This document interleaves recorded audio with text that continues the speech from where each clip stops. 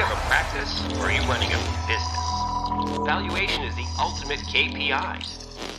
Hey there, welcome to another episode of the Valuations Podcast, brought to you by Trulytics, the premier transition management and business optimization platform for the wealth management and insurance industries.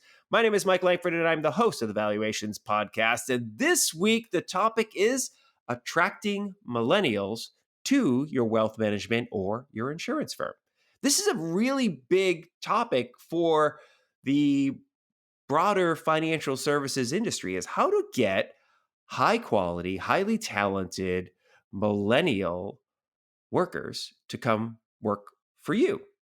And it's particularly important given the state of where we are in the industry, right? So, as you've seen from Trulytics, there's a prediction of this great transition wave coming. And it's a demographic challenge, right? We've got a very large population of baby boomer advisors, RIA business owners, agents, insurance firm owners, take your pick, right? That are going to be aging out of the industry or that are going to retire. It's just a reality, right? Father time, as they say in sports, father time is undefeated. No one gets to last forever.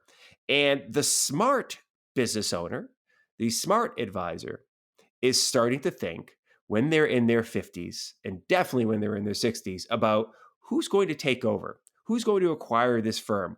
Should I be training my replacement? Should I be bringing somebody into the business who can relate better to younger clients, my future clients for the business, and can be there when I decide to step away so that the business lives on? And we've talked a lot about that on this show over the years, right? We have talked a lot about how you need to think about your practice as a business, in that you, as a business leader, have a responsibility to the continuity of the business. And as a result, you're going to have to be constantly looking at the talent in play. And we've actually been talking about that a lot lately, haven't we? Looking at the talent in your business and how do you make sure that it stays current, that it stays up to date on the latest technology trends, and obviously that it stays fresh and it's viable for a long-term future of the business. And it's really difficult to have a long-term future of the business if you don't have people who, from a demographic perspective, are going to be there, have the potential to be there for a long term, right? Makes sense.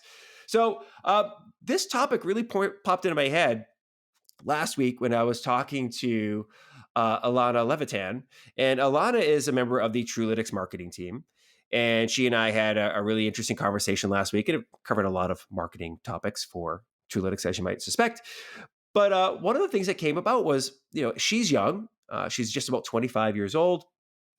And she was mentioning that many of her peers, her friends, are not even looking at the financial services industry, that they're not interested or they don't feel comfortable with it. And so that spawned a whole bunch of different ideas we went on. And she's like, maybe we should have something where we talk about recruiting millennial talent into your financial firm. And I'm like, that's a fantastic idea. And here it is. So a couple of things I want to dive into before I tee up the ideas that I want to share with you that I think are most on point for attracting millennial talent to your wealth management firm, to your insurance business, to take over your individual book of business if you're looking to transition out as an individual advisor or agent. Okay, so the first thing is, let's start out with defining millennials. And I think this is really important because often when I hear someone who is a baby boomer or a Gen Xer describe millennials, they often describe them in a way as if they're high school students or barely out of college folks, and that they think that millennials as a generation have frozen in that age group and that kind of that time in their life, that either pre-adult or young adult. And that's actually not true, right? Millennials were born between 1981 and 1996, according to like all the definitions, right? They were becoming adults in the early 21st century. So that's kind of how we define millennials. Here's the deal. They're all adults now. That's kind of freaky to think about, right? But if you were born in 1996, you're in your 20s. I'm thinking now, that's weird for a lot of us who became adults before 1996 to think that, oh my gosh, right? That there is a very large population of Americans running around who are adults now, who are voting now, who are in the workforce now, and they were born after you got out of college. So it's kind of wild for you to think about, I'm sure. But here's the deal: they're not just young bucks, kids who don't know anything. In fact, many of them, the earlier bracket of the millennials, are in their late 30s now. They're closer to middle age than they are young kids. They're starting to get close to, I know they don't want to hear this, right? But the oldest millennials are 37 now, and they are 37, 38. They are knocking on middle age, just so you know, millennials, which also means they're entering their prime earning years. Which also means that they're past the very early nubs of their beginning of their career. They're starting to start thinking like professionals, right? Many of them are already solidified professionals. They're focused on having a vibrant career. So it's really important to have that in your mindset when you're thinking about attracting millennials. Okay. Think about them accurately. Okay. The other thing I want to make sure we don't go down the rabbit hole of is I do not want us to think of millennials in terms of some of the stereotypes you often hear. Well, they're all entitled, or they need to be handheld and coddled. They don't take criticism well. A little word of wisdom here. That's what they said about Gen Xers. That's what they said about baby boomers. There's always the older generation, the generation before, is always looking at the new generation going, they don't get it. They don't want to work hard. They're lazy. They're uninformed. They're blah, blah, blah, whatever that is. Look, you can look at any generation of humans, any large group of humans, and find some stereotypes and find some things you don't like about that segment of humans. But the reality is, when you look at people, most people are hard workers. Most people have some intrinsic motivation about themselves. They want to achieve some things. They want to do a good job. They want to do some good things in the world. They want to raise a family. All the things that are important to you at a high level are probably important to the age brackets below you. Just kind of keep that in mind, right? Now, what I do want to pay attention to, and what I think is the most important thing to focus on, is that millennials have grown up in a different world than my generation, Gen X, and the generation before me, the baby boomers. It's a dramatically different world. My generation, Gen X, there's not as much difference between my generation and baby boomers and the what do they call it? The post-war generations, or the war generation, right? My grandparents' generation. Because look, when I was growing up, a lot of the same social things were true, right? We watched the same TV shows and movies, the classic movies, the reruns were the same reruns that were on when my parents were kids, the same reruns that were same shows that were on, Little Rascals and the Three Stooges and so forth. That stuff was on when my parents were kids, and when my grandparents were younger, they saw those things. So there's some commonalities there. We still use phones with cords on them, right? We still had 13 TV channels until cable came about in the 80s. But we had our lives were much similar to the previous two generations than they are to the millennial generation in terms of a lot of things. Our expectations for the workforce were very similar to the previous generations that came before us, whereas millennial generation, they have some dramatically different experiences, and those expectations, and those expectations are based on experience that they have had and that they have witnessed their parents and their grandparents have. And it really is important for you to understand those experiences and how they've shaped the mindset of millennials in order for you to attract the best and brightest from that generation to your business. So I'm going to talk about 3 key areas that I want you to focus on and think about when you're going about recruiting people from the millennial generation, right? So people in their early 20s right now in 2019, people are like, 22-ish, right? Fresh out of college, 23 maybe, all the way up to your late 30s. This is the segment of humans we're talking about here. Okay, first thing, they are digital natives, right? The older ones, the 37-year-olds, they still grew up most likely with a computer in the house. They probably had computers in school always. They probably don't remember a time when they were in school or any other professional environment, if you want to call it that, when there weren't computers present. Whereas my generation, I've said this many, many times, I am the last, a member of the last group of adults to become adults before the internet. I remember school without computers in the school. I remember learning how to type on typewriters with correction tape, not computers, right?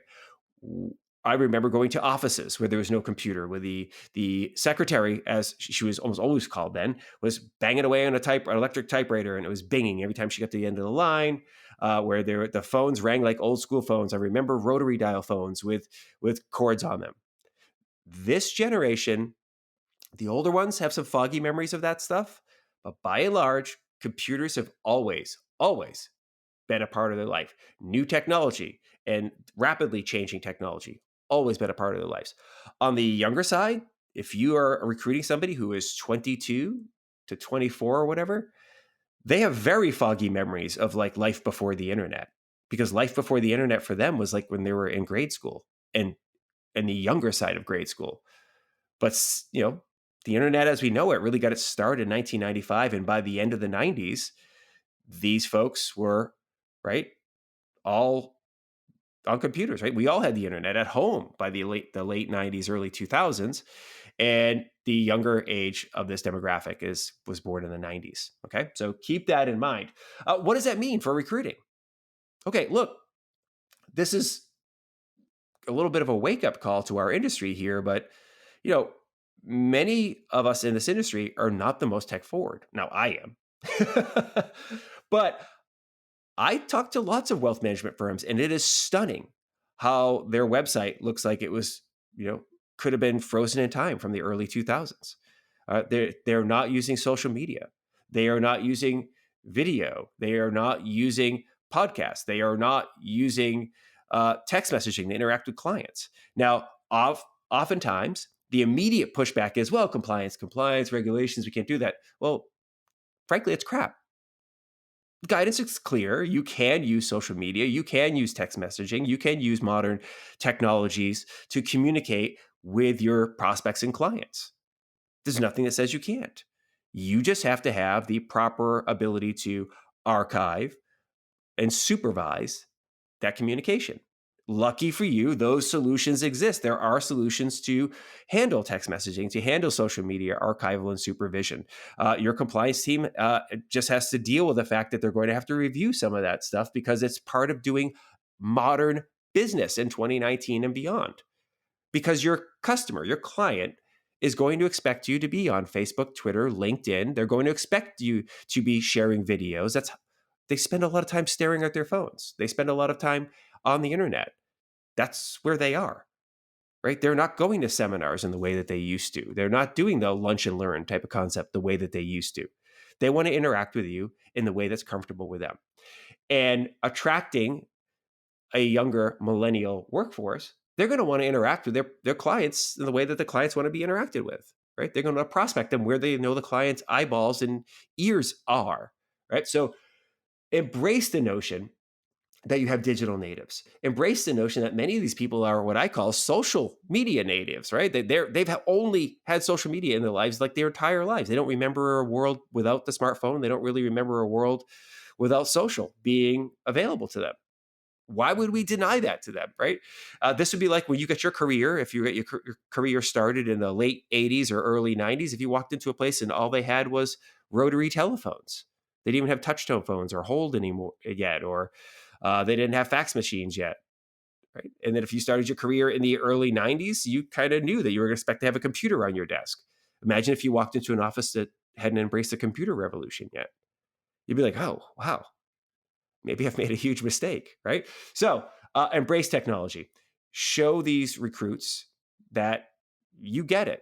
And that, by the way, if you don't get it, that you want to get it and you're willing to have them help you get it. You want to create the opportunity for them to lead the digital transformation of your business and take you into the future, because that's what you're looking for when you're bringing in younger folks into the business. Okay, so digital natives, get it.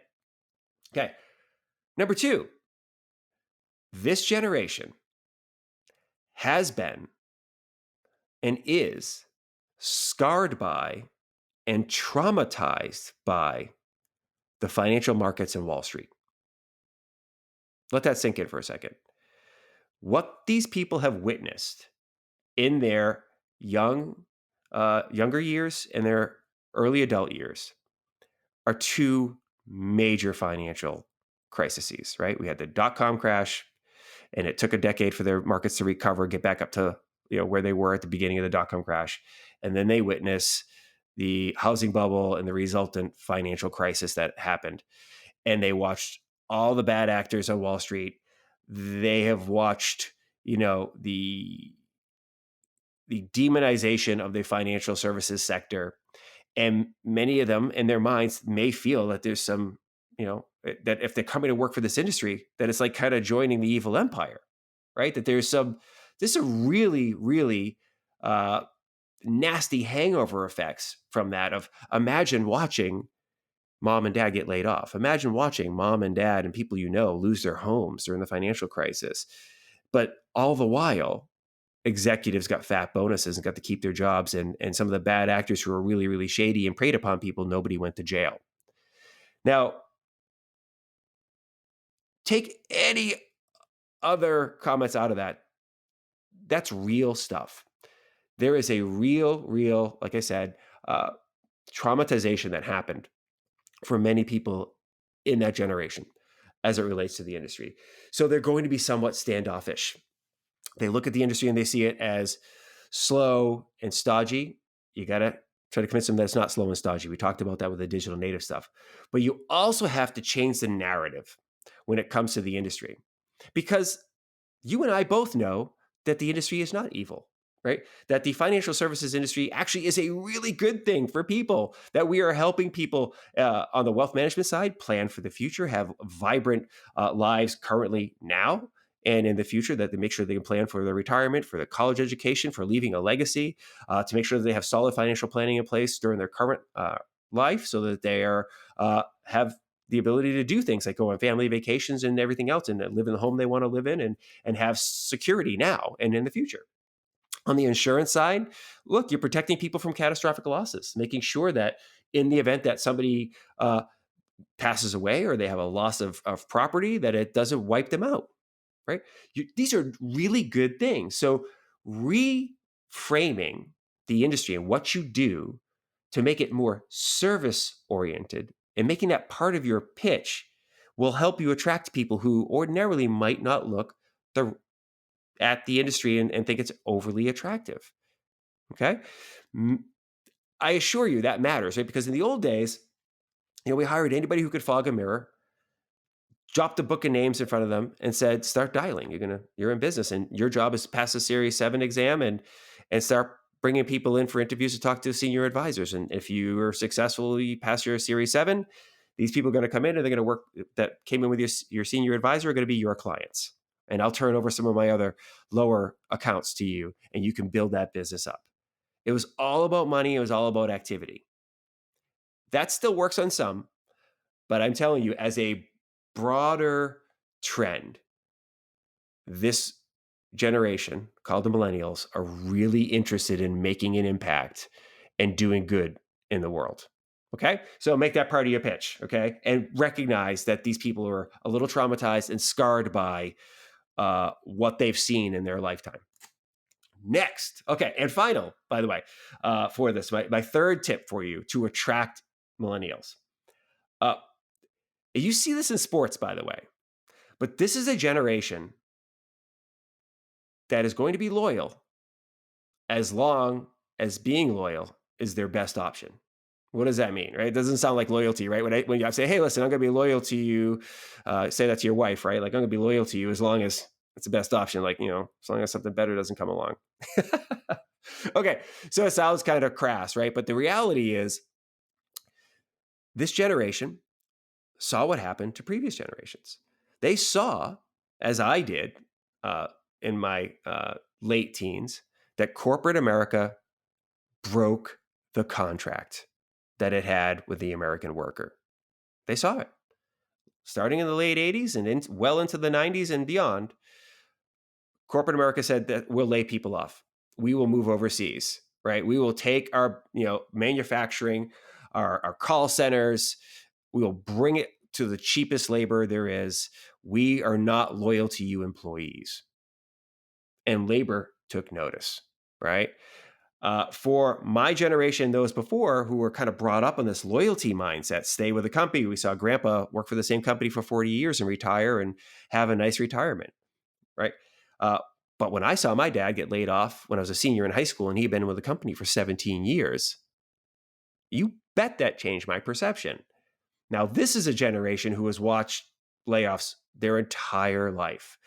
They see zero loyalty on behalf of corporate America, whether that corporate America is big business or small companies. They see people lose their jobs all the time. These are people who, many of them who graduated school and went into dreadful job markets where there were no jobs to be found, but they had mountains of student loan debt, right? They're forced into the gig economy to work, several different little gigs to make enough money to pay their rent and pay their student loans. These are some people, as I was talking to Alana earlier today, many of whom feel that they'll never be able to pay those student loans off. They'll never own a house. They're never going to make enough money to have the lives that they expected to have. Now, we know that that's actually not true, right? That there's plenty of great opportunity, especially in this industry, right? This is a fantastic industry to make a long career in if you get in with the right firm and you build your business accordingly. But you have to acknowledge that these folks they're going to be gun shy. And if they don't feel like you are putting the right foot forward, that you are setting them up for success, they have zero problem leaving you. And it's justified, right? Company would have zero problem walking and say, hey, today's going to be your last day. Pack up your stuff and go. And we're going to give you like a 6-week severance. Company would have no problem doing that. This is a generation of folks who, not all, but some of them, they won't even give you 2 weeks notice when they've decided to make a change. They just won't show up. It's called ghosting, right? They'll just won't show up, won't call you. You won't be able to reach them. They've just decided they've had enough. If they've got a manager who's a bit of a jerk, or if they've been thinking they should get paid more and you won't give them the raise that they deserve or give them the opportunity they deserve, and suddenly a new opportunity arises, okay? So what can you do, right? Because again, it sounds rude and unprofessional, but it's not. So what you need to do is develop, number one, a really good reputation. The people who work for you, treat them well, right? Do lots of things for them, train them, give them opportunity to improve, give them opportunity from a lifestyle perspective, like things like working from home, kind of going back to that digital native thing, right? They're aware that their laptop has Wi-Fi on it, that they can literally work from anywhere. Well, give them that opportunity if they want to work from home or whatever, or if they want to be able to travel, take 6 months and kind of go abroad or whatever. Find ways to facilitate lifestyle in your business. Make sure that you're training really well. Make sure that you're showing them the path. Like, so for instance, one of the things that astonishes me on the wealth management side, most financial advisors, new financial advisors, quit the business before year 5. So 80% of financial advisors wash out before year 5. They're gone, right? So that means 20% make it to year 5 and beyond. That's staggering, right? It stuns you that people quit. But here's a really interesting thing I've discovered. Every time I've ever gone to a top producer conference and I speak and I'm interacting or doing seminars or whatever, I ask that question of the top producers. How many years did it take for you to feel successful in the industry? And it is almost always 5 years. They talk about the first several years of the business. It was brutal. They made almost no money. They go home and cry and get upset and wonder what the hell they're doing. But as you and I know, this is a cumulative business. You bring on maybe a couple of clients in your first year. You're making next to nothing, right? But then those clients stay with you. And then year 2, you bring on a couple of more. And then year 3, you bring on a couple of more. So anything you could do to kind of help them show that miracle of compound interest, we show that all the time to investors, to show them that compounding over time really is amazing. Well, compounding of clients really is amazing over time. It takes time to get everything down for things to click, but then also for you to get good at bringing clients on. For that referral engine to kick in, right? Clients, you talk to advisors, and I'm sure the same thing for insurance agents. Most of them say a lot of their business comes from referrals.